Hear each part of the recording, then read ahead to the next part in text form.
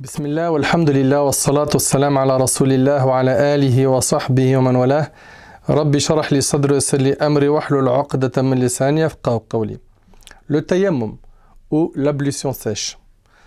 Al-Akhdari rahimahullah nous dit: il est permis aux voyageurs de faire ablution sèche à condition que son voyage n'ait pas pour finalité de commettre quelques péchés. De même, le malade qui veut s'acquérir d'une prière obligatoire ou surérogatoire peut lui aussi recourir à l'ablution sèche. Il est aussi permis à la personne qui est en bonne santé de faire l'ablution sèche pour accomplir ses prières si elle craint en faisant l'ablution petite ou grande à l'eau de ne pas pouvoir s'acquitter de la prière canonique, c'est-à-dire la prière obligatoire, en son temps. Très bien. Ahbab el-Kiram, je vous demande d'être hyper attentif car on va essayer de décortiquer à fond ce sujet qui est at-tayammum, qu'on traduit par les ablutions sèches. Très bien. Mayyara al-Maliki, rahimahullah, ce grand savant, en commentant le livre Ibn Ashir, qui est un livre de fiqh maliki, il dit: Allah tabaraka wa ta'ala, le législateur, connaissant la paresse de l'âme humaine et sa tendance à délaisser l'adoration qui constitue en réalité son bien, a légiféré le tayammum en absence d'eau. A légiféré le tayammum en absence d'eau. La purification de l'humain est ainsi entre eau et terre, qui sont les deux éléments à l'origine de sa création et sa constitution. Comme vous le savez, soit on se purifie avec de l'eau pour faire les ablutions, soit avec de la terre pour faire tayammum. Très bien. Alors rapidement, tayammum, c'est quoi exactement tayammum? Le tayammum est traduit dans les livres par ablution sèche. Tayammama en arabe veut dire se diriger vers. Tayammama en arabe veut dire se diriger vers. Et tayammum est, selon certains, une purification. Ou selon l'école malikite, ce qui va remplacer cette purification, les ablutions ou le ghusl. Donc déjà, d'entrée de jeu, on voit que lorsque la personne rentre dans les conditions de tayammum, et on va les voir inch'Allah, la personne peut faire tayammum à la place des ablutions, mais également à la place des grandes ablutions. Ce cours-là m'a pris beaucoup d'énergie dans la préparation parce que j'ai voulu vraiment détailler un maximum ce sujet et j'implore Allah subhanahu wa ta'ala de me faciliter car la tâche n'est pas aussi simple. Alors quand je dis la tâche n'est pas aussi simple, c'est juste parce que j'ai essayé de réunir un maximum de détails. Sinon, regardez, comme ça on fait hyper simple. Le tayammum, vous savez comment on le fait? Je pose la main sur le sable, ok, ou de la terre. Puis après, qu'est-ce que je fais? Je passe mes mains sur le visage, donc j'essuie le visage, d'accord, sans faire takhlil et lihya, sans frotter la barbe, d'accord. Si j'ai une bague, je l'enlève, ok. Avec l'eau, bien sûr, comme vous le savez, ça peut passer en dessous. Par contre, pour le tayammum, je l'enlève. Et après, je vais frotter mes mains, d'accord, comme ceci, jusqu'au poignet, ok, main droite, main gauche, une fois. J'ai fait ça, visage une fois, main une fois, c'est bon. Je peux faire la salat. Voilà le tayammum. Je répète, j'ai posé mes mains sur de la terre, ok. Si on a trop, je peux faire descendre la terre. Puis après, je vais faire tayammum comme ça sur le visage, ok. J'essuie le visage, les mains, ok, jusqu'au poignet, ça y est. Tayammum, il est fait. J'enchaîne avec la salade directement. Ça, c'est la version rapide, court, comme ça fait peur à personne ce chapitre. Voyons ensemble l'histoire déjà de tayammum. Aïcha radiallahu ta'ala anha, la femme du prophète sallallahu alayhi wa sallam, la mère des croyants, a rapporté le récit qui s'ensuit. Nous sortîmes dans une des expéditions avec l'envoyé d'Allah sallallahu alayhi wa sallam. Arrivé à Al-Bayda ou Dhat el-Jaysh, je perdis mon collier. Donc Aïcha radiallahu anha, elle part en expédition avec le prophète et les compagnons et elle perd son collier. C'est la femme du prophète sallallahu alayhi wa sallam. L'envoyé d'Allah sallallahu alayhi wa sallam, aussi bien que ses compagnons, se mirent à le rechercher.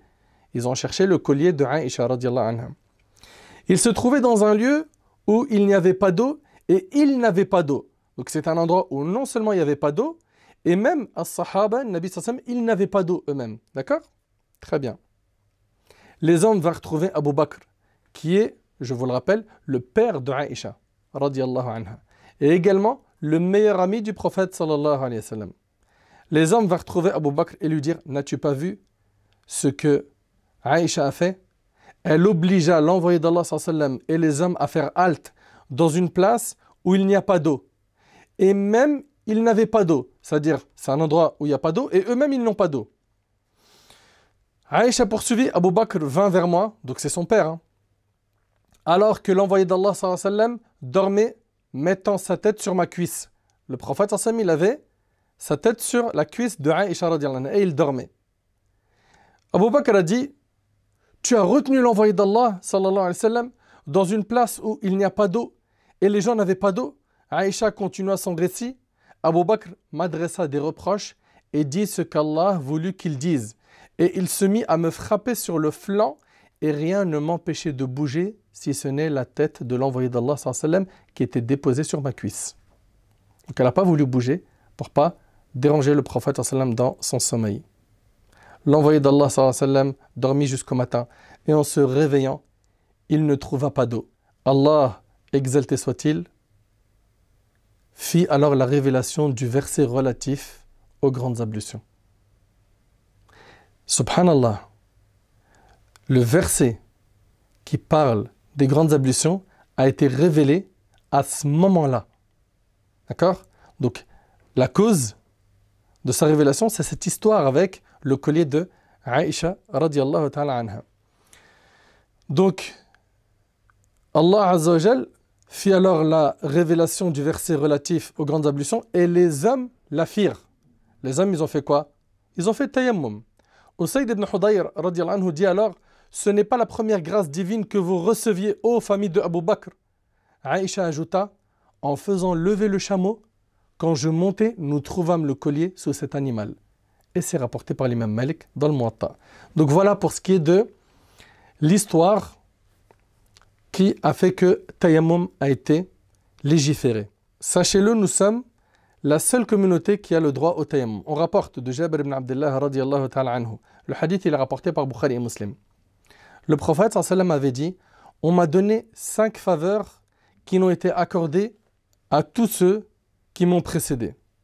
Donc 5 faveurs ont été données au prophète sallallahu alayhi wa sallam qui n'ont pas été données aux autres communautés. Premièrement, le prophète sallallahu alayhi wa sallam il dit, je le répète, le hadith il est dans les 2 recueils authentiques, il est rapporté par Bukhari et Muslim. Premièrement, le prophète sallallahu alayhi wa sallam il dit, on m'a secouru d'une très grande détresse. Ça veut dire quoi ça exactement? Cela signifie que l'ennemi, avant même d'arriver auprès du prophète sallallahu alayhi wa sallam, ils étaient déjà dans la peur et la panique.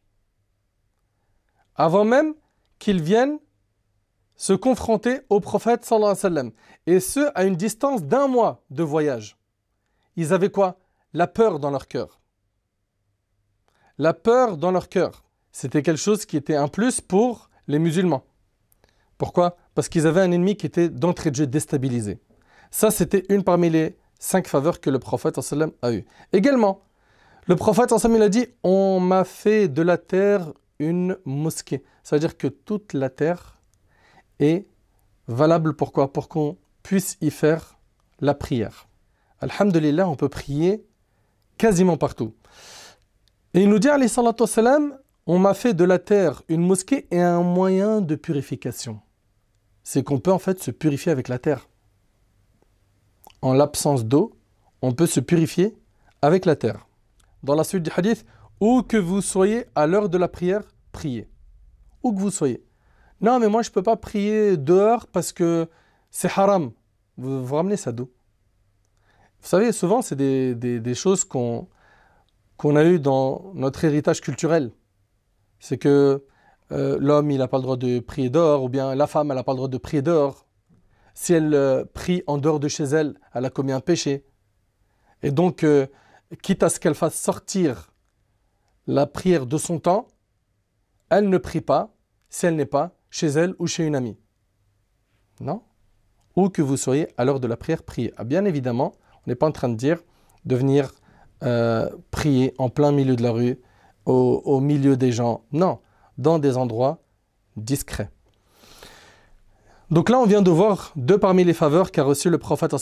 Troisièmement, le prophète, il dit, le butin m'a été rendu légal. Le butin, c'est ce qui est pris à l'ennemi après une victoire dans une bataille.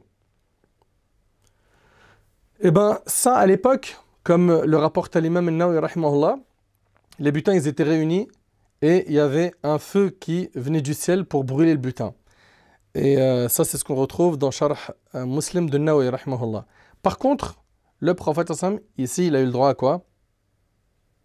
Au butin, lui et sa communauté. Lui-même, il avait 1/5 du butin de guerre. Alayhi salatu wassalam. Il dit également, et ça c'est la quatrième faveur, qu'il a eu l'intercession le jour du jugement.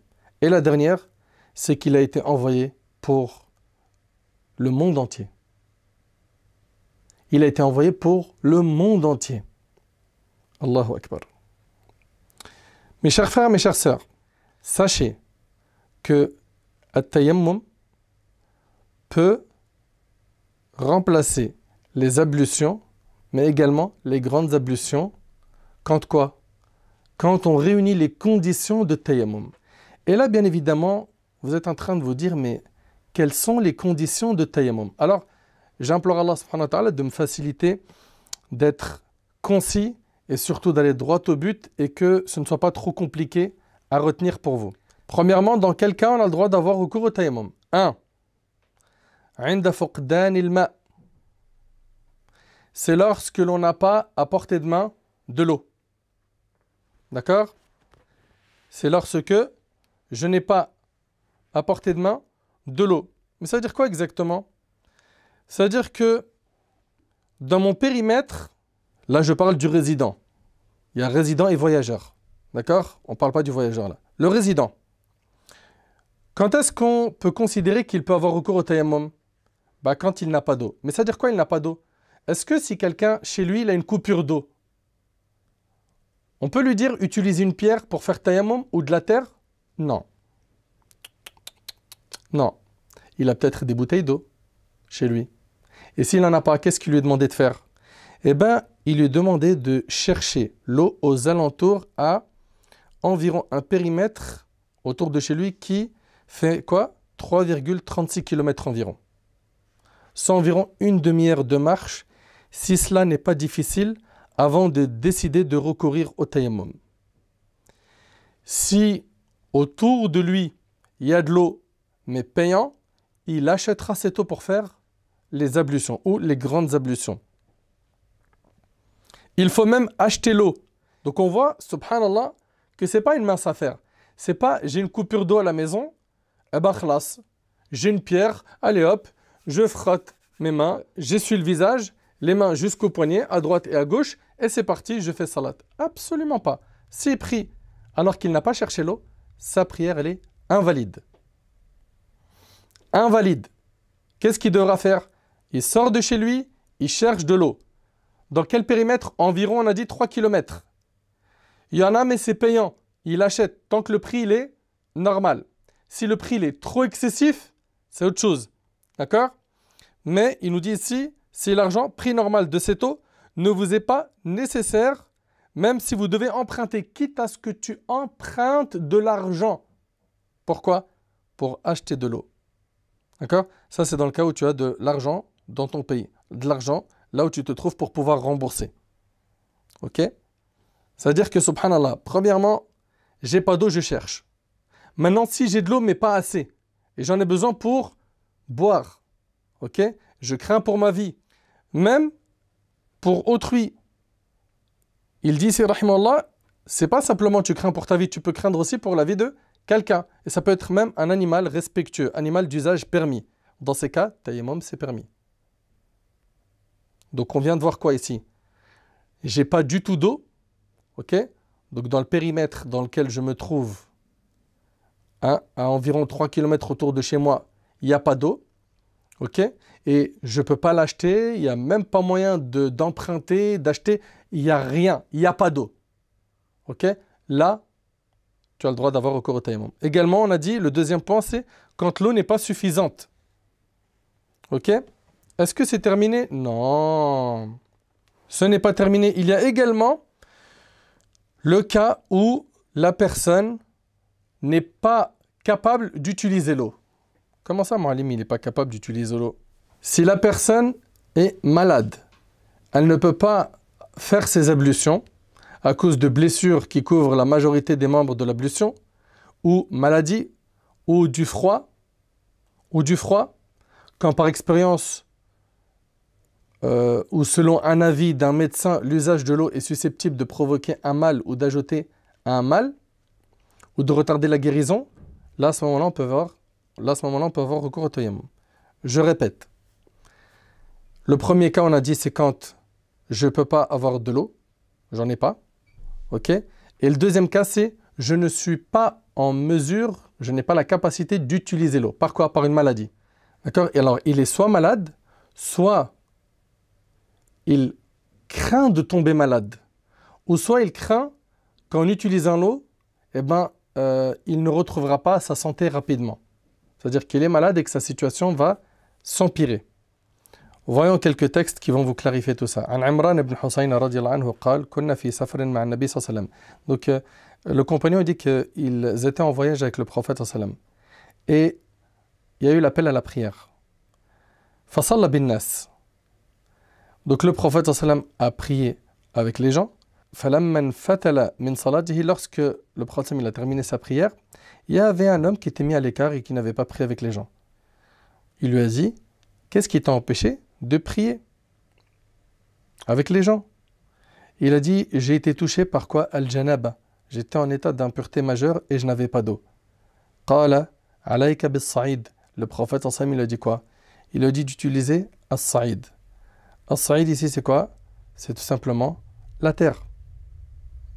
Ok? Il a dit d'avoir recours au tayammum. Fa'innahu yakfik, cela te suffira. Et le hadith, il est rapporté par l'imam al-Bukhari.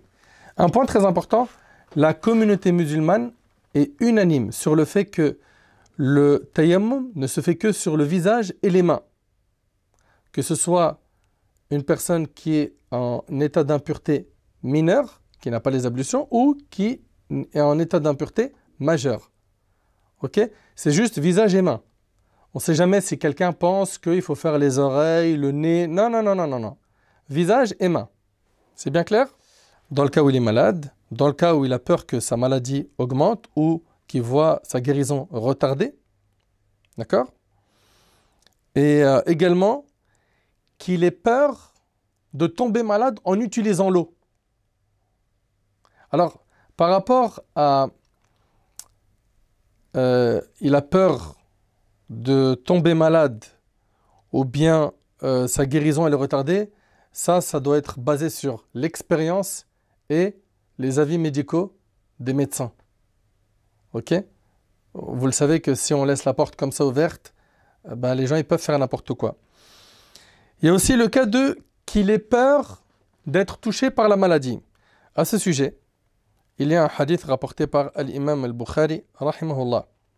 Le hadith de Amr ibn al-As, radiyallahu ta'ala anhu, قال احتلمت في ليلة باردة. Ce compagnon a eu un rêve érotique dans une nuit où il faisait froid. Ok? Il dit qu'il n'a pas voulu faire le ghusl. Il n'a pas voulu faire les grandes ablutions parce qu'il avait peur de quoi? De mettre en danger sa santé. Donc il a fait tayammum. Puis il a prié ثم صليت بأصحاب الصبح. Il a prié en dirigeant la prière de subh. C'est lui qui était l'imam. D'accord? فذكروا ذلك للنبي صلى الله عليه وسلم. Cela a été mentionné au prophète صلى الله عليه وسلم. Le prophète صلى الله عليه وسلم a dit, Ya Amr, ô Amr, وصليت بأصحابك وأنت جنب. Tu as dirigé la prière avec tes compagnons alors que tu étais en état d'impureté majeure. فأخبرته بالذي منعني من الاغتسال. Il a donc informé le prophète صلى الله عليه وسلم de ce qui l'a empêché de faire le ghusl. وقلت إني سمعت الله يقول. Puis il a dit, j'ai entendu Allah dire, ولا تقتلوا أنفسكم. Et ne tuez pas vos personnes. إن الله كان بكم رحيما. Allah est miséricordieux envers vous. فضحك رسول الله صلى الله عليه وسلم ولم يقل شيئا. Le prophète صلى الله عليه وسلم, suite à cela, a ri et il n'a rien dit. Donc il a approuvé cet acte. D'accord? Il a souri Et il n'a rien dit. Ok? Donc on voit bien ici que si la personne a peur de tomber malade, dans ce cas de figure également, il est permis de quoi? D'avoir recours au tayammum. Dans quel cas on a le droit d'avoir recours au tayammum également? Lorsque la personne a peur que le temps de la salat sorte. Soyez très attentifs s'il vous plaît. Qu'il ait peur que le temps de la salat sorte en utilisant l'eau ou en demandant l'eau. À ce moment-là, qu'est-ce qu'il fait? Si le temps il est trop short pour lui, il fera tayammum. Mais attention, attention. Si dans ce cas, il a la possibilité de faire que les obligations des ablutions, une fois, ceux qui sont cités dans le verset de Surat al-Ma'ida, donc le visage, main jusqu'au coude, passer les mains mouillées sur la tête et les pieds, et rattraper une raka'a, c'est-à-dire par exemple, il fait une raka'at du dhuhr à son temps, et les 3 autres raka'at, le temps du asr, il est rentré. C'est bon. Eh bien, il n'aura pas le droit de faire tayammum. S'il peut faire ça, bien évidemment, ça sera quoi? La priorité. Ça sera la priorité. Ok? Et il n'aura pas le droit d'avoir recours au tayammum. C'est interdit. Ok. Maintenant, s'il fait tayammum, وإن تيمم ودخل في الصلاة وتبين له أن الوقت باق متسع. Si lui fait tayammum et il rentre en prière, il pensait au début qu'il n'y avait pas le temps, et puis il rentre en salat et il entend quelqu'un, par exemple, à côté de lui qui dit « Alhamdulillah, il reste encore 20 minutes pour la prochaine salat. » Lui, il est dans la prière. Hein. Ok? Eh bien, il ne coupe pas la prière. Il ne coupe pas la prière et il continue. Pourquoi? Parce qu'il est rentré en salat avec tayammum avec une raison valable. Lui, il pensait qu'il n'avait pas le temps. D'accord? Il avait regardé dans son application, et puis, supposons, hein, il n'y avait pas Internet, il était dans une autre ville, et on lui a affiché dans son smartphone une autre horaire que celle de la ville dans laquelle il se trouve. C'est un exemple. Il ne recommencera pas la prière. وكذلك إذا تبين ذلك بعد الفراغ منها. Pareil, si jamais il a fini la salat, et qu'après avoir fini la salat, on lui dit « Ah mais finalement, ben, il te reste encore du temps. » C'est pas obligatoire pour lui de la recommencer. Si par contre, avant salat, quelqu'un lui dit « Eh, il reste encore du temps là, pourquoi tu fais tayammum ?» Là, il n'aura pas le droit de prier avec ce tayammum. Et s'il le fait, sa prière elle est invalide. Pourquoi? Il a le temps de faire ses ablutions. Ok? Également, dans quel cas on a le droit d'avoir recours au tayammum? Dans le cas où je n'ai pas d'eau, écoutez bien, et je n'ai pas quelqu'un qui puisse me ramener l'eau là où je suis. Ça peut être le cas de quelqu'un qui est malade, ok? Et qui a besoin qu'on lui ramène l'eau. Il est résident. Il a besoin qu'on lui ramène l'eau pour faire les ablutions. Mais la personne qui lui ramène l'eau, elle n'est pas là. Dans ce cas de figure, lui qui n'a pas d'eau et qu'il n'a pas quelqu'un pour lui ramener l'eau, eh ben, il peut avoir recours au tayammum. L'auteur, rahimahullah, il dit, il est permis au voyageur de faire ablution sèche à condition que son voyage n'ait pas pour finalité de commettre quelques péchés. Donc ici, premièrement, on voit que la personne qui est en voyage a le droit d'avoir recours au tayammum. Mais dans quel cas? Dans le cas où elle n'a pas d'eau. Souvent, à l'époque du prophète, il n'y avait pas d'eau pendant les voyages. Okay, ils n'en trouvaient pas sur le chemin aussi facilement qu'aujourd'hui. Donc c'est pour ça qu'on voit souvent dans les livres de fiqh que c'est permis aux voyageurs et aux malades d'avoir recours au tayammum. Par contre, une précision très importante, le voyageur qui dans son voyage trouve de l'eau n'a pas le droit d'avoir recours au tayammum. Donc il s'agit quoi? Il s'agit du voyageur qui ne trouve pas d'eau. Il est permis aux voyageurs de faire ablution sèche. Donc, dans le cas où il ne trouve pas d'eau, à condition que son voyage n'ait pas pour finalité de commettre quelques péchés. Oui, si c'est un safar ma'asiya, il est avec ses potes, il dit « À l'équipe, on va en Thaïlande, on va faire zina, on va faire plein de péchés, etc. » Et puis, dans leur voyage, ils ne trouvent pas d'eau. Eh bien, ils n'ont pas le droit de faire tayammum. Pourquoi? Parce que c'est un voyage qu'ils ont fait pour commettre des péchés. Vous suivez? Ok. De même, le malade qui veut s'acquitter d'une prière obligatoire ou surrogatoire peut lui aussi recourir à l'ablution sèche. Oui, pas de problème. Et d'ailleurs, c'est une rahma, subhanallah. Je me rappelle, subhanallah, la dernière fois que j'étais hospitalisé, c'était pour mes poumons, c'était vraiment très très difficile, la respiration, etc. C'était pour moi impossible de bouger du lit. Quand je vous dis impossible, même quand je dormais, dormir sur le côté droit ou sur le côté gauche, c'était impossible. Et donc, c'était difficile. Et alhamdulillah, on m'avait ramené une pierre pour tayammum. D'accord? Eh bien, la pierre, tu la prends comme un savon. Tu frottes comme ça avec et tu fais le visage. D'accord? Tu essuies bien le visage. D'accord? Tout le visage. Les mains. Ok? Dans le fiqh al-maliki wa adilatu, il dit qu'on peut poser les deux mains sur la terre, mais également une seule main. On peut en poser aussi une seule. Par contre, le dos de la main, non. On ne peut pas faire ça. On ne peut pas poser les dos de la main et faire tayammum. Non. C'est paume et doigts qui, eux, doivent passer bien comme il faut entre les doigts et pour essuyer les mains jusqu'au poignet. L'auteur, rahimallah, il nous dit donc, le malade qui veut s'acquitter d'une prière obligatoire ou surrogatoire peut lui aussi recourir à l'ablution sèche. Allah tabaraka wa ta'ala nous parle de tayammum. On trouve cela également dans la sunna et dans le consensus des savants. Allah Azza wa Jalla il dit dans Sourate Al-Ma'idah verset 6 وَإِن كُنْتُمْ مَرْضَى أَوْ عَلَى سَفَرٍ أَوْ جَاءَ أَحَدٌ مِّنكُم مِّنَ الْغَائِطِ أَوْ لَامَسْتُمُ النِّسَاءَ فَلَمْ تَجِدُوا مَاءً فَتَيَمَّمُوا صَعِيدًا طَيِّبًا فَامْسَحُوا بِوُجُوهِكُمْ وَأَيْدِيكُمْ مِنْهُ. Al-Aya. Allah Ta'ala il dit, mais si vous êtes malade ou en voyage, je le dis, je le répète, car il arrivait souvent que pendant leur voyage, ils ne trouvaient pas d'eau. Mais si vous êtes malade ou en voyage, ou si l'un de vous revient du lieu où il a fait ses besoins, ou si vous avez touché aux femmes et que vous ne trouviez pas d'eau, alors recourez à la terre pure. Passez-en sur vos visages et vos mains. Voilà. Allah tabaraka wa ta'ala, il parle de tayammum ici dans le Coran, Sourate 5, verset 6. Passez-en sur vos visages et vos mains. Allah ne veut pas vous imposer quelque gêne, mais il veut vous purifier. Ma yuridu Allahu liyaj'ala alaykum min haraj, walakin yuridu liyutahhirakum.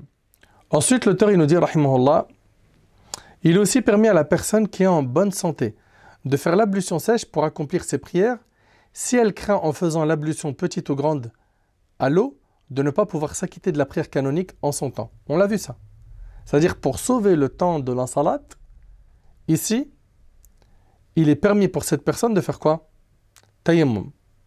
Parce qu'il y a un risque, en faisant les ablutions ou en faisant les grandes ablutions, de faire sortir la prière de son temps. Et ce point-là, je vous le rappelle, s'il a les moyens de faire ne serait-ce que les obligations, une fois, des ablutions, visage, main jusqu'au coude, passer les mains mouillées sur la tête, laver les pieds, et avoir au moins une raka'a de la salat dont il est question, cela sera quoi? La priorité. Il n'aura pas le droit de faire tayammum. Très bien. Oui. Le sédentaire. Donc quand il parle ici du sédentaire, l'auteur, rahmallah, il parle de qui? Il parle du résident. Ok? Lui va dire sédentaire, il va dire voyageur. Ok? Donc le sédentaire, le résident, qui est en bonne santé, donc il n'est pas malade, ne doit pas pratiquer le tayammum en vue d'accomplir une prière surrogatoire ou la prière du vendredi. On a dit c'est quelqu'un qui est en bonne santé. Mais Moualim, il est en bonne santé, pourquoi déjà pratiquer le tayammum? Il n'a pas d'eau autour de lui. Qu'est-ce qu'il aura le droit de prier, lui qui est résident, mais qui n'a pas accès à l'eau? On ne parle pas d'un voyageur et on ne parle pas d'un malade. Hein. Il est résident, mais il y a une coupure d'eau sur le périmètre de 3 km. Il n'y a rien à acheter, il n'y a pas une goutte d'eau à acheter, il n'y a rien. Il a de l'argent, il veut acheter, il n'y a pas. Eh bien lui, il n'a pas le droit d'accomplir des prières surrogatoires avec tayammum ou la prière du vendredi. Cela ne lui est pas permis non plus s'il veut prier sur un mort, à moins qu'il se trouve dans l'obligation de le faire. Ok? Donc ça nous donne quoi exactement? Ça nous donne tout simplement que Je suis résident, je n'ai pas accès à l'eau, je peux faire tayammum, vous avez compris pourquoi? Que pour prier les prières obligatoires, les 5. Ok? Ça donne, je suis résident, je ne suis pas voyageur, je n'ai pas accès à l'eau du tout. Ok? J'ai cherché l'eau, j'ai fait l'effort. Eh bien, je pourrais prier que mes prières obligatoires avec quoi? Avec ce tayammum.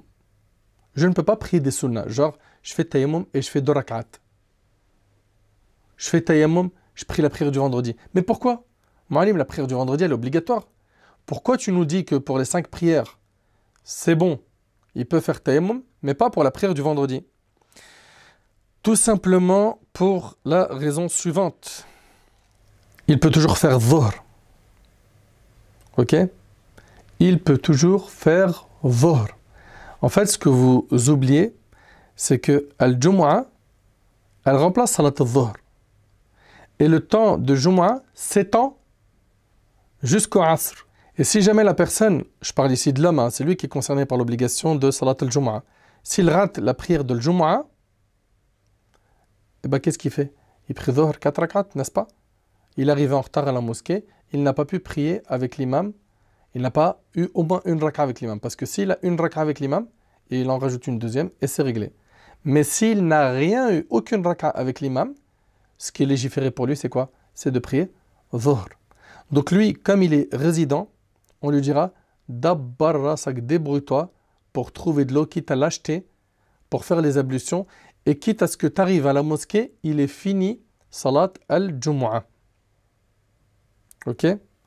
Mais pourquoi, Mouhalim, je ne comprends pas. Je le dis, je le répète. C'est parce que Al-Jumu'ah, elle remplace le Dhuhr. Et Dhuhr, son temps, il est quoi? Wasi'a. Il est jusqu'au Asr. Donc, il a tout ce temps pour aller chercher de l'eau et faire ses ablutions pour pouvoir prier Salat al-Dhuhr avec les ablutions. Donc, ici, retenez que dans l'école malikite, sachant que le temps de Al-Jumu'ah, il s'étend jusqu'au Asr. Ça veut dire quoi, Mouhalim? Ça veut dire que si quelqu'un a fait la Jumu'ah au milieu du temps de Dhuhr, au début ou à la fin de son temps, cette Jumu'ah, elle est valide. Ok? Donc, comprenez que celui qui est résident, il ne pourra pas faire de prière surrogatoire. Je parle ici de quelqu'un qui n'est pas voyageur et qui n'est pas malade, avec tayammum. Et il ne pourra pas non plus prier le Jumu'ah, ni prier une prière sur un mort. Par contre, le résident, qui est en bonne santé, qui n'est pas voyageur, il a le droit, avec le tayammum qu'il a fait pour une prière obligatoire, de prier les sunnas qui viennent après. Je n'ai pas compris, Mouhalim. C'est quelqu'un qui a fait tayammum et qui veut faire, après Salat al-Dhuhr, 2 rak'at de sunnah juste après. Il peut, avec le même tayammum de quoi? De la prière obligatoire. Donc en fait, il ne peut pas faire des sunnas seul, parce qu'il n'est ni voyageur qui n'a pas d'eau, ni il est malade. Celui-là, il pourra faire des prières surrogatoires à condition qu'elles soient après une prière obligatoire et que ce soit enchaîné. Le malade et le voyageur, eux, ils auront le droit à tayammum pour Salat al-Janaza. Ok? Sans condition. Et il est permis aux malades et aux voyageurs de faire des prières sunnah enchaînées, seuls, sans les attacher à quoi? À des prières obligatoires. Ok? Retenez bien ce point. Hein. Et il leur sera permis également aux voyageurs et aux malades de faire des prières sunnah seuls, sans les rattacher à des prières obligatoires. Très bien. Parmi les conditions, c'est qu'il y ait quoi? Un enchaînement entre la prière obligatoire et la sunnah qui sera faite juste après avec le même tayammum. Ok? On parle ici de qui? Pour le résident. Et même pour le voyageur. Donc parmi les conditions, pour pouvoir enchaîner une prière obligatoire avec une prière sunnah, avec un tayammum, c'est quoi? C'est l'enchaînement. Ça doit être enchaîné directement. Ok. L'auteur, rahimahullah, il nous dit, cela ne lui est pas permis non plus s'il veut prier sur un mort, à moins qu'il se trouve dans l'obligation de le faire.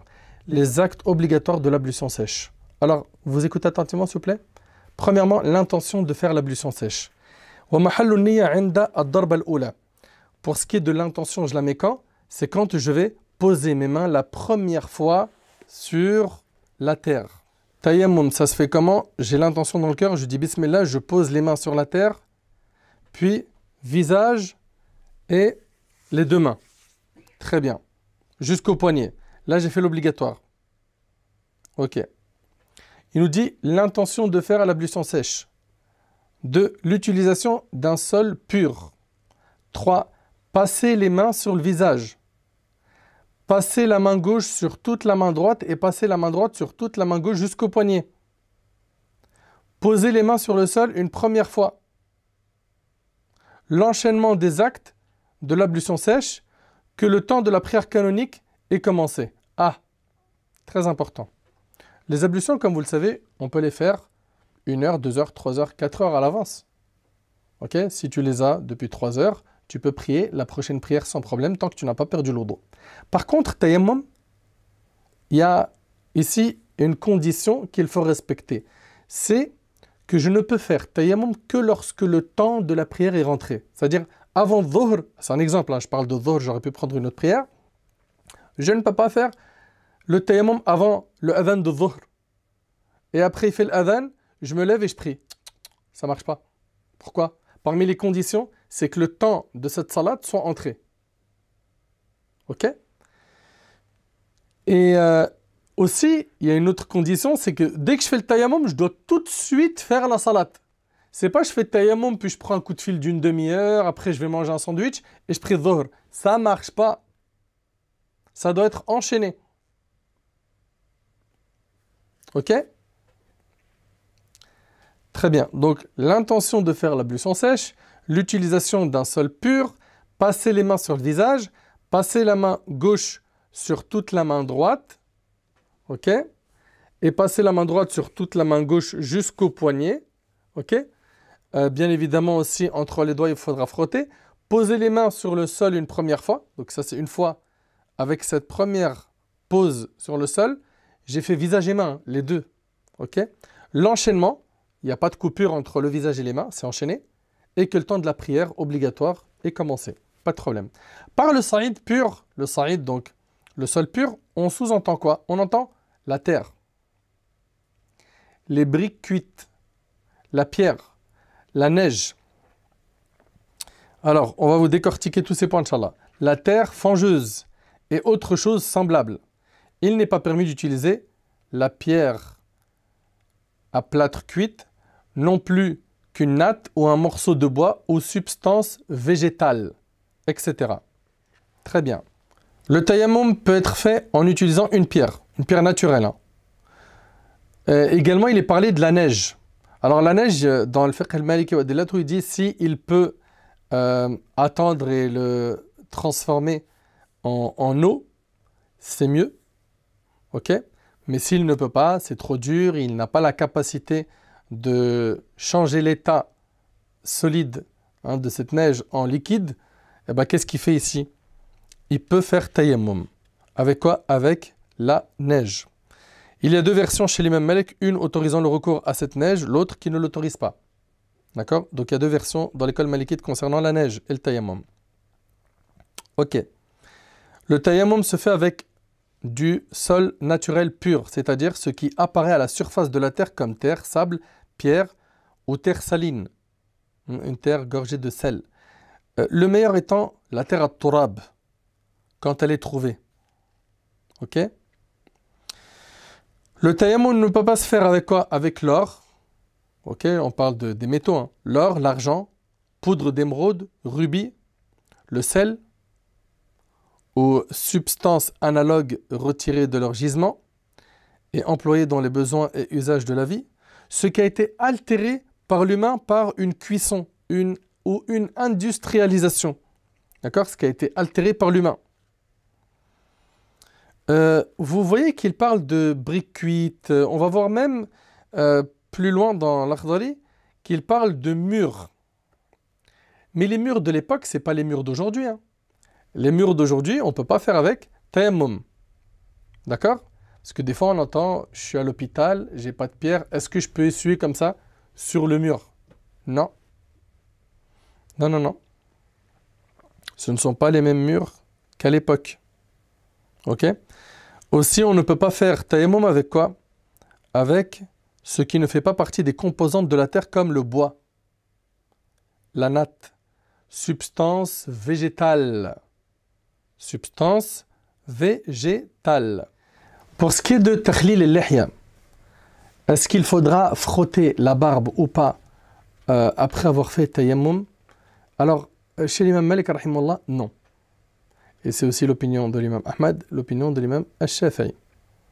Okay, le principe de tayammum, c'est d'alléger la difficulté, de faciliter. L'auteur, rahimahullah, il nous dit, le malade seul peut se servir d'un mur en pierre ou en argile cuite s'il n'a pas autre chose à sa portée. Ce n'est pas les mêmes murs qu'à notre époque. On ne peut pas faire tayammum avec nos murs aujourd'hui. Très bien. Supposons que quelqu'un a trouvé de l'eau alors qu'il est en prière. Mais comment est-ce possible? Il est en train de faire salat et puis il entend quelqu'un qui dit « Ah, c'est bon l'équipe, j'ai trouvé de l'eau ». Il fait la prière. Là, il est en train de prier. Qu'est-ce qu'il fait? La yaqtaha. Il ne coupe pas sa prière, mais il la continue chez l'imam Malik rahimahullah, et al-Shafi'i. Pourquoi? Car lui, avant de commencer la salat, il avait fait le nécessaire. Pourquoi? Pour chercher l'eau et il n'en avait pas trouvé. Ok? Et Allah tabaraka wa ta'ala, c'est ce qu'il a dit. Il a dit Falam tajidu ma'a fatayammamu. Si vous ne trouvez pas d'eau, fatayammam. Lui, il a obéi à Allah subhanahu wa ta'ala. Donc il ne coupe pas sa salat. Par contre, il annulera sa prière, il fera ses ablutions et il refera cette salat chez Abu Hanifa et Ahmad. Très bien, Mu'allim. Ok, on continue. Les actes recommandés de l'ablution sèche. L'auteur Al-Akhdari nous dit poser les mains sur le sol une seconde fois après leur passage sur le visage pour les mains. Il nous dit juste après accomplir les actes de l'ablution sèche en suivant scrupuleusement l'ordre indiqué dans le Coran. D'accord? Donc visage après main, c'est l'ordre qu'on a dans le Coran. Dans les actes méritoires de l'ablution sèche, il nous dit de dire Bismillah, de commencer par la main droite et de passer la main sur la face externe de l'avant-bras en allant du poignet vers le coude et ensuite la ramener en la conduisant sur la face interne. Ça donne quoi? Là, je vais vous montrer ce qui est recommandé et méritoire en même temps. Donc, pour ce qui est des doigts, okay, de la main gauche, ils vont se positionner comme ça sur la main droite et ils vont descendre jusqu'au coude. Ok?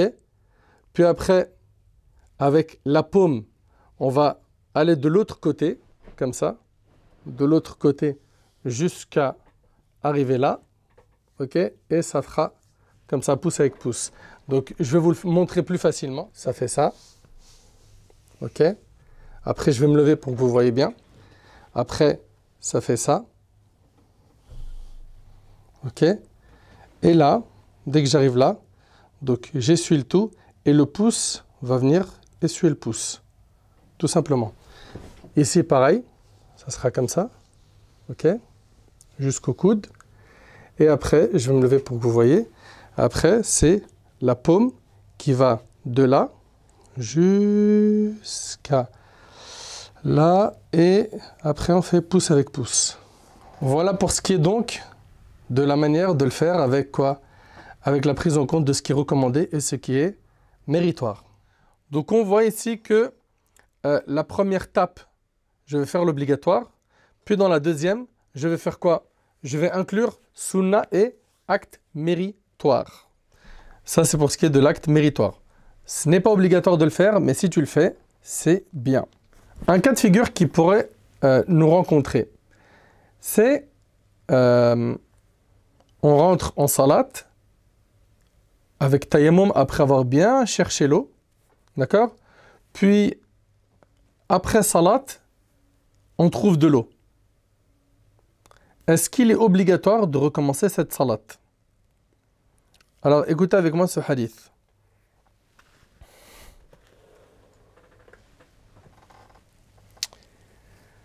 Deux hommes étaient en voyage. Lorsque l'heure de la prière arriva, ils ne trouvèrent pas d'eau. Alors ils firent le tayammum sur un sol propre et prièrent. Ensuite, ils trouvèrent de l'eau pendant l'heure. D'accord? Très bien. Et l'un d'eux reprit la prière après avoir fait ses ablutions. Donc il y en a un, il a fait l'oudou et il a fait quoi? il a tout simplement refait cette prière. Tandis que l'autre n'a pas repris la prière, il ne l'a pas refaite. Puis ils vinrent le dire au prophète sallam, qui dit à celui qui n'avait pas repris, il lui a dit « Tu t'es conformé à la sunna et ta prière est valide. » Et il dit à l'autre « Tu en seras récompensé 2 fois. » Et c'est rapporté ici par l'imam Abu Daoud, rahimahullah. J'ai fait tayammum avant de dire Allahu Akbar, il y a quelqu'un qui dit « C'est bon l'équipe, j'ai ramené de l'eau. » Et moi je dis Allahu Akbar, je prie. Ma prière, elle est invalide chez les 4 écoles. Ok? Il faudra faire quoi? Il faudra faire les ablutions et faire la prière tout simplement. Ok. Chez les Malikites, on vous l'a dit, hein, dès qu'il fait tayammum, il faut, et c'est une condition, tout de suite après quoi? L'enchaînement avec la salat. Chez les autres écoles, ce n'est pas une condition, l'enchaînement. Ok? Voilà, mushtarat al-jumhur, hada al-ittisal. Pour eux, ce n'est pas obligatoire d'enchaîner directement. On va voir 3 cas de figure maintenant. Je vous demande d'être très attentif sur les 3 cas de figure qui vont arriver. Ibn Ashar, rahimahullah, il dit que celui qui pense, écoutez attentivement s'il vous plaît, hein, qu'il trouvera l'eau avant la fin du temps de la salat, c'est-à-dire quoi? C'est-à-dire qu'il vient de partir, ok, de chez lui, il n'y a pas d'eau chez lui, il n'y a pas d'eau dans les environs, à un périmètre de 3 km, il n'y a pas. Par contre, il pense qu'il trouvera de l'eau avant la fin de Salat al-Dhuhr. J'ai encore pris Salat al-Dhuhr comme exemple. Et bien lui, il retardera le tayammum et la prière jusqu'à la fin du temps de cette prière. C'est-à-dire que, voilà, s'il arrive à 5-10 minutes par exemple, hein, avant Salat al-Asr, à trouver de l'eau, et il savait, hein, selon ses calculs, qu'il allait trouver de l'eau dans cette zone-là, eh bien, il ne fait pas tayammum. Il retardera la salat et il fera quoi? Il fera l'oudou s'il trouve l'eau. Et s'il ne trouve pas, il fait tayammum. Et sa prière, il la fera vers la fin du temps de cette salat. Il retardera donc cette salat jusqu'à la fin de son temps. Celui qui désespère trouver de l'eau, il sait que sur son chemin, il n'y aura pas d'eau. Eh bien, il fera le tayammum et priera au début du temps de la prière. Donc on a celui qui espère en trouver avant la fin du temps de cette salat. Lui, il retardera le tayammum et la prière jusqu'à la fin du temps de cette salat.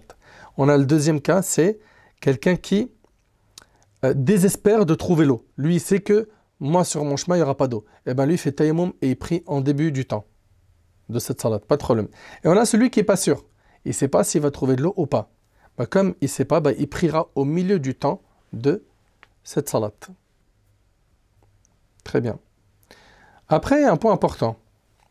Celui qui ne cherche pas l'eau, alors que cette recherche n'est pas difficile, et qu'il croyait la trouver à moins d'environ une demi-heure de marche, puis fait tayammum et prie, ensuite il trouve effectivement cette eau après sa prière, celui-là doit faire les ablutions humides et refaire sa prière obligatoirement. Pourquoi? Parce que il n'a même pas cherché l'eau. Les causes qui invalident l'ablution sèche, ces causes sont les mêmes qui annulent les petites ablutions. Oui, ce qui annule les petites ablutions annule le tayammum. Tout ce qui annule les ablutions, hein, gaz, urine, etc., ça annule également les ablutions sèches. L'auteur nous dit, rahimallah, par la suite, celui qui utilise l'ablution sèche pour prier une prière canonique peut faire suivre celle-ci d'autant de prières surrogatoires qu'il veut. C'est-à-dire quoi? C'est-à-dire qu'il a fait tayammum pour une prière obligatoire, il peut faire autant de prières sunna avec ce tayammum qu'il a fait pour la salat obligatoire. Il peut faire autant de prières sunna après. Ok. Ok, très bien. Il peut toucher le Coran, pratiquer les circuits, le tawaf autour de la Kaaba, et réciter le Coran s'il en a eu l'intention. On prend par exemple le cas d'un malade. Ok. Lui, il peut toucher le Coran avec le simple fait de faire tayammum. D'accord? Faire tawaf, réciter le Coran s'il en a eu l'intention, à condition de faire cela immédiatement après la prière canonique. On vous l'a dit, hein, ça doit être enchaîné après la prière obligatoire, il doit directement enchaîner l'acte surrogatoire qu'il voulait faire. Et que le temps légal de celle-ci ne soit pas entièrement écoulé. Mhm. Ouais. Il y a un point important, vous savez, quand on fait les ablutions, on peut prier avec ces ablutions-là autant de prières obligatoires et sunnah tant qu'on a les ablutions. C'est un tayammum par prière obligatoire. Je ne comprends pas, Moualim. J'ai fait tayammum et je prie dhuhr. Et bien, au moment du asr, il y aura un tayammum, si je rentre toujours dans les conditions du tayammum, pour le asr. Mais supposons que je suis voyageur, Moualim. Je suis voyageur. J'ai envie de prier dhuhr et asr en même temps. Il y aura un tayammum pour dhuhr, il y aura un tayammum pour asr. Vous avez compris? Pour les prières obligatoires, c'est quoi? Un tayammum par prière obligatoire. Ibn Umar radiallahu anhuma, kana yatayammam li kulli salat. Voilà, il faisait tayammum pour chaque prière. Donc à condition de, il nous dit ici, pratiquer les circuits autour de la Kaaba, réciter le Coran s'il en a eu l'intention, à condition de faire cela immédiatement après la prière canonique. Canonique, c'est-à-dire obligatoire. Et que le temps légal de celle-ci ne soit pas entièrement écoulé. Tout ce qui vient d'être annoncé est permis à celui qui fait l'ablution sèche en vue d'effectuer une prière surrogatoire, sauf la prière canonique. Celui qui fait la prière du Isha, en ayant fait l'ablution sèche, doit prier immédiatement après les prières surrogatoires dites Shaf et Witr. Oui, il a fait tayammum et il a pris l'Isha. Il doit enchaîner directement avec le Shaf et le Witr. Il ne coupe pas. Lorsque le fidèle se trouve en état d'impureté majeure, il doit formuler en son fort intérieur l'intention de faire l'ablution sèche pour remplacer les grandes ablutions. Voilà ce que nous dit l'Akhdari, rahimahullah, concernant ce chapitre. Et ne pensez pas que j'ai fini. Non. Il y a pas mal de points que j'ai envie d'aborder avec vous, qui sont les suivants. On a dit que on ne peut prier qu'une seule prière obligatoire avec un tayammum. On ne peut pas enchaîner. Par contre, pour les prières surrogatoires, est-ce qu'il a le droit, lui, le résident, d'en prier? Des prières surrogatoires seules? Non. Le malade et le voyageur, donc qui rentrent dans les conditions de tayammum, eux, ils peuvent, par contre, prier même plusieurs prières surrogatoires enchaînées avec un tayammum. Pas de souci. Et ils peuvent même prier une prière obligatoire et enchaîner après derrière des prières surrogatoires ou même tenir le Coran, faire tawaf, ok, à condition quoi? Qu'ils enchaînent directement l'acte à leur salat. Et là, on va voir quelques points qui sont importants et avec ça, je termine, Inch'Allah. Est-ce qu'il est permis qu'un homme ayant fait tayammum dirige la prière pour des gens derrière qui ont les ablutions? Oui, c'est autorisé chez les 4 écoles. Mais chez l'imam Malik, il est préférable que l'imam ait quoi? Les ablutions, ok, pour diriger la prière. Mais si jamais l'imam, il avait fait que tayammum, il rentre dans les conditions, et derrière ils ont fait les ablutions, c'est permis chez les 4 écoles qu'il dirige la prière. Très bien. Le junub, la personne en état d'impureté majeure qui ne trouve pas d'eau, a le droit d'avoir recours au tayammum. On l'a déjà vu. Hein. Également, si jamais un junub qui a, donc une personne qui est en état d'impureté majeure, hein, si jamais quelqu'un qui est en état d'impureté majeure prie avec tayammum, puis il trouve de l'eau, il sera dans l'obligation de faire le ghusl. Ça, il y a un consensus des savants dessus. La prière qu'il a faite avant, ben, s'il avait fait l'effort de bien chercher comme il le fallait, il n'aura pas à la recommencer. Ok? Une femme qui est indisposée et qui devient pure et qui n'a absolument pas accès à l'eau, elle fera le tayammum. Et Ibn Abd al-Barr a dit qu'il y a un consensus des savants sur ce sujet. Très bien. Qu'est-ce qu'on a d'autre?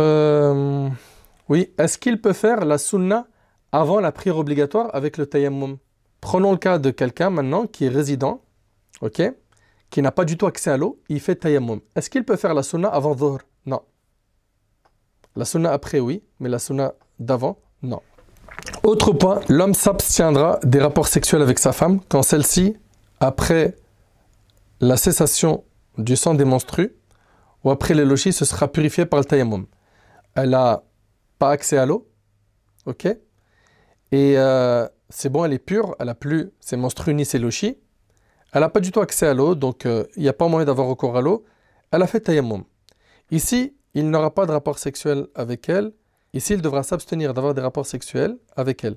Il devra attendre de trouver de l'eau en quantité permettant à la femme de se purifier par lavage. Elle doit faire le ghusl après ses lochis ou ses menstrues, et également une autre quantité d'eau qui lui permettra de faire le ghusl, lui et sa femme, après avoir fini le rapport intime. Donc, elle avait fait tayammum pour prier après ses menstrues, parce qu'elle n'avait pas du tout accès à l'eau. Lui, le mari, n'aura pas à avoir des rapports avec elle, tant qu'il n'a pas trouvé assez d'eau pour qu'elle fasse le ghusl des menstrues, et lui et elle aient assez d'eau pour faire le ghusl après le rapport sexuel. Donc, il faudra de l'eau 2 fois. Dernier point qu'on voit ensemble, c'est qu'en est-il d'une personne qui n'a ni eau, ni pierre, ni terre pour faire tayammum? Il n'a rien. Ce qu'on appelle faqid at-tahurain. Il n'a accès ni à l'eau, ni à la terre, ni à une pierre. Il n'a rien pour faire l'wudu, ni pour faire tayammum. Qu'est-ce qu'il fait? Alors, je vais rapidement vous dire ce que disent les 4 écoles, et après on va voir les 4 opinions très rapidement de l'imam Malik, et après on verra l'opinion majoritaire de l'école malikite. Alors, l'imam Shafi'i, rahimallah, il dit « Yusalli », il priera dans l'état. Supposons que c'est quelqu'un qui est en prison, qui n'a pas accès à l'eau. Okay, on lui a dit « Tu ne sors pas de ta cellule », rien. Il n'a pas d'eau, pas de pierre, rien pour faire tayammum. Eh bien, il priera, puis il rattrapera la prière. Ça, c'est l'opinion de Shafi'i. Chez l'imam Ahmad, il priera et il ne recommencera pas la prière. Chez l'imam Abu Hanifa, il priera, puis il rattrapera la salat. Et chez l'imam Malik, il y a 4 opinions. La première, c'est la prière n'est pas obligatoire pour lui. La deuxième opinion, c'est yu'addiha bila tahara wa la yaqdi. Il fera cette prière sans purification et il ne rattrapera pas la salat. Troisième opinion des Malikites, c'est la yu'addiha. Il ne l'accomplit pas, il ne prie pas, mais il la rattrape après. Quatrième opinion, c'est wa yu'addiha wa yaqdiha. Il fera cette prière alors qu'il n'a aucun moyen d'être en état de purification et il la rattrapera plus tard. L'opinion de l'imam Malik, et c'est l'opinion choisie par l'imam Khalil rahimahullah et le grand savant Ad-Dardir, et c'est l'opinion majoritaire de l'école malikite. Vous écoutez attentivement, si quelqu'un n'a ni accès à l'eau, ni accès à quelque chose qui lui permet de faire tayammum, eh bien la prière n'est pas obligatoire pour lui et il ne la rattrapera pas. Pourquoi? Le prophète ensemble, il a dit que la prière n'est pas acceptée sans purification. Il dit alayhi salatu wassalam, dans le hadith rapporté par Muslim, la prière n'est pas acceptée sans purification. Donc sachant qu'elle n'est pas acceptée sans purification, cette personne n'a pas réuni les conditions pour prier. Donc l'imam Malik, il dit, il n'a pas l'obligation de la faire. Comme il n'est pas capable de lever cet état d'impureté de lui, et que c'est une condition de validité de prière d'être en état de pureté, eh bien il n'a pas à faire cette prière. Et c'est ce qu'a fait Omar al-Khattab radiallahu anhu quand il a été touché par le janaba, il est en état d'impureté majeure, il n'a ni prié ni rattrapé. Et on parle de Omar, c'est pas n'importe qui, radiallahu ta'ala anhu. Bon, il y a divergence entre les 4 écoles, voilà rapidement ce que l'on retiendra de l'opinion de l'imam Malik rahimahullah. Alhamdulillah, j'ai terminé. أسأل الله سبحانه وتعالى أن ينفعني بما قلت وينفعكم بما سمعتم. هذا ما أعلم الله عز وجل أعلى وأعلم. سبحانك اللهم بحمدك أشهد أن لا إله إلا أنت أستغفرك وأتوب إليك.